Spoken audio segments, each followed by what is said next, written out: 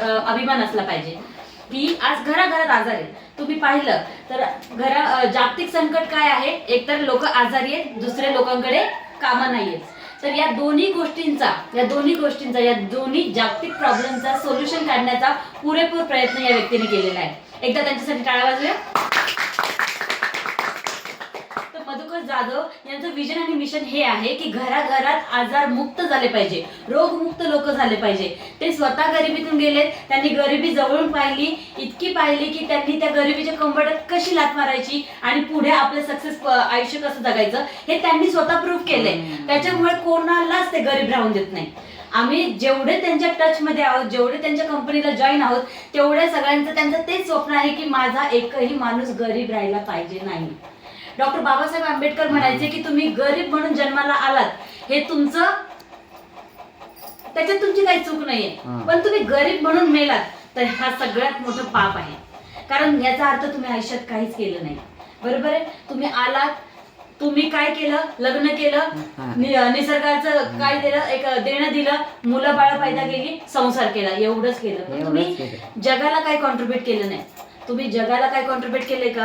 आज तुम्ही स्वतःला विचारा. तुम्ही फक्त तुमच्या घरापुरते मर्यादित आहात, बरोबर की नाही? पण या व्यक्तीने, यांच्यासारख्या असंख्य व्यक्तींनी, मग ते स्त्री असतो किंवा पुरुष असो, अशांनी बाहेर जाऊन, बाहेर पडून जगाची समस्या काय आहे ती ओळखून त्याच्यावर काम केलं. जसं या सरांनी रियांश मल्टीट्रेड प्रायव्हेट लिमिटेड ही कंपनी स्थापन करून रोगमुक्त भारत करण्याचं मिशन घेतलंय आणि बेरोजगार मुक्त भारत करण्याचं हे घेतलंय. आज कट्ट्यावर बघितलं तर तुम्हाला जवळजवळ 18 वर्षाची, 16 वर्षाची, 16 ते 25, 30 वयोगटातली मुलं तुम्हाला दिसतील बिड्या फुकताना, सिगारेट फुकताना आणि गप्पा कुटाळक्या करताना.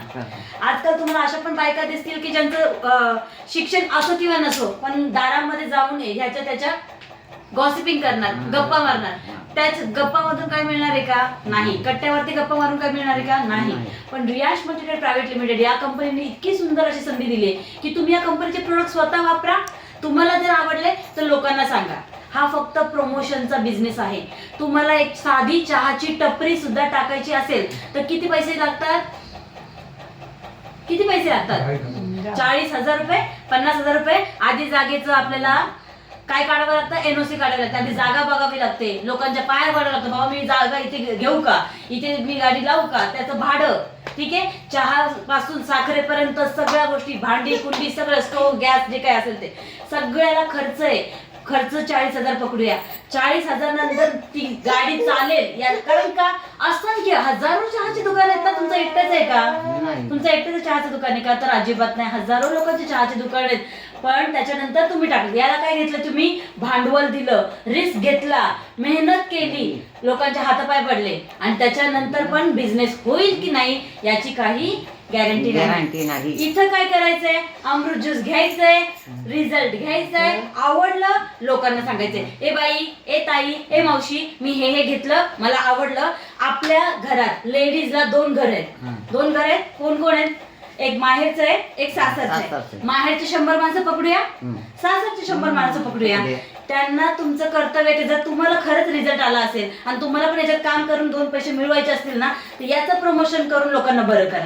आज आपण पाहतोय की तुम्ही जर पाहत असाल, कोणाच्या मोबाईलवरून पाहत असाल तर लाखो आणि असंख्य रिझल्ट आहेत, असंख्य रिझल्ट आहेत. मार्केटमध्ये युट्यूबला तुम्ही फक्त अमृत ज्यूसचे रिझल्ट टाकायची देरी आहे, 4 लाख रिझल्ट आहेत. तुम्ही रात्रभर 2-2, 4-4 रात्री जरी स्क्रोल करत बसलात ना तरी याचे रिझल्ट संपत नाही. तर असं हे अमृत ज्यूस घराघरामध्ये पोहोचलं पाहिजे की नाही? मार्केटमध्ये 2च प्रोडक्ट चालतात, ज्याची आपल्याला खरंच खूप गरज आहे ना, तेच प्रोडक्ट मार्केटमध्ये चालतात. मग आता याची गरज आहे की नाही? आज घराघरात बीपी, शुगर, थायरॉइड, मुतखडा, कॅन्सर, पॅरालिसिस यांसारखे हे आजार आहेत की नाही? प्रत्येक 10व्या घरामध्ये मतिमंद मुलं दिसतात. प्रत्येक 12व्या 15व्या घरामध्ये अपंग मुलं दिसतात, है ना? आणि मला तर प्रत्येकाला माहितीये, प्रत्येकाच्या माहितीप्रमाणे एक तरी व्यक्ती आपल्याला असं म्हणतो ज्याला मुलं होत नाहीत. तुमच्या ओळखीचा एक तरी व्यक्ती असेल ना की ज्यांनी सांगितलं असेल की आम्हाला 10 वर्ष झाले, 5 वर्ष झाले मुलबाळ होत नाही. तर ही सगळी समस्या आहे आणि या सगळ्या समस्येचं एकच समाधान आहे, ते म्हणजे रियांशचा अमृत ज्यूस. हे कुठले औषध नाही, ही आहे फूड सप्लिमेंटरी. पूर्वीच्या काळात तुम्ही आता मगाशी काय खाता बोलले, तुम्ही खाल्लं ते चांगलं होतं, ते चांगलं होतं. मग ते भाजीपाला असो किंवा प्राणी असो. पण आताचे ना प्राणी चांगले राहिले ना भाजीपाला चांगला राहिला. तुम्ही स्वतः शेतकरी आहात, बरोबर आहे, किंवा तुमच्या आजूबाजूला कोणीतरी शेती करताना तुम्ही पाहिलं असेल. पेस्टिसाइड म्हणजे कीटकनाशक फवारल्याशिवाय शेती होत नाही. आज थोडं का होईना पहिलेच्या काळात काय ते आपलं गोबरला काय म्हणतात आपलं शेणा मातीची होती की नव्हती शेती. थोडस शेण कालवलं आणि तिथं फवारा केला की आपलं भरघोस पीक, हिरवगार टवटवीत गोंडच पीक यायचं. आणि ते धुतलं नाही पुसलं तरी खात होतो आपण शेतात बसून कांदा खाल्लाय, आता शेतात बसून कांदा खाऊन दाखवा, नाही खाऊ शकत कोणी. घरात आणणार, धुणार, ती पात म्हणा, ती शेपू म्हणा, ती मेथी म्हणा, 15-15 दिवसात उगवतात. 15 पण नाही, 7-8 दिवसात उगवतात. त्याला दारू मारतात की नाही? मेथीच्या भाजीवरती दारू मारतात, मोठं मीठ मारतात, येत नाही. मग आज आपण आपलं, आणि हे कोण कोण खाते? हे तुम्ही खातो, हे मी खाते, ही ती पोरगी खाते जिला बाळ आहे, तिचं दूध येते, त्या दुधामधून त्या बाळाला अल्कोहोल मिळते, त्या दुधातून बाळाला कीटकनाशकाचं हे चाललंय. मग याच्यावर आपला कंट्रोल आहे का? पहिल्याच्या काळात आपली लोकसंख्या कमी होती म्हणून ठीक आहे, चालायचं, जेवढं मिळत होतं आपण ते खात होतो, वाटून खात होतो. आता तसं आहे का? पृथ्वी तेवढीच राहिली, घर तेवढंच राहिलं, माणसं वाढली. मग आता काय करावं लागेल? शेती तर अशीच करावी लागेल, कारण जमीन तेवढीच आहे ना. छोट्याच्या ह्याच्यात जास्त पीक घेण्यासाठी पेस्टिसाइड कीटकनाशक वापरावे लागतात. ठीक आहे, याच्यावर आपला तुमचं माझा काय कंट्रोल आहे का? नाही कंट्रोल. ज्या हातातल्या गोष्टी आहेत त्या आपण करूया, हाताबाहेरच्या गोष्टी आहेत त्या आपण करू शकत नाही. आज तुमचं आणि माझं आयुष्य 3 गोष्टींनी खराब झाले. ते म्हणजे शेती, जो आपलं अन्न आपल्याला मिळतंय ते दूषित आहे, पाणी. आज तुम्ही नद्या नाल्या आहेत का गोडवानी पहिल्यासारख्या? झुळझुळते झरे आहेत का? दिसत आहेत का तुम्हाला एक तरी? त्या झुळझुळत्या झऱ्यामधून, दगडा मातीमधून जी पाणी येत होतं ना, त्याच्या